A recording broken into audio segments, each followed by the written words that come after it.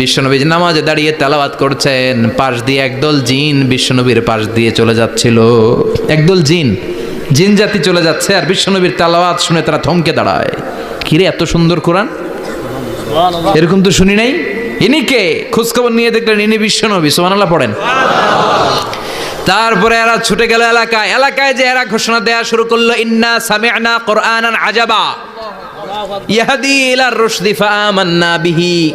নিশ্চয় আমরা আজীব চমৎকার কোরআন তেলাওয়াত শুনে এসেছি। এই তেলাওয়াত সাধারণ তেলাওয়াত নয়, এই আয়াত দুনিয়ার মানুষের বানানো আয়াত নয়। এই আয়াতগুলো পাঠিয়েছে কে? আল্লাহ। এই আয়াতগুলো ইয়াহদি ইলার রুশদি, হেদায়েতের দিকে মানুষকে পথ দেখায়। তাই আমরা যারা এই তেলাওয়াত শুনেছি, আমান্না বিহি, এই তেলাওয়াত শুনে, কোরআন শুনে, বিশ্বনবীর কণ্ঠে তেলাওয়াত শুনে আমরা সবাই ঈমান এনে মুসলমান হয়ে গেলাম।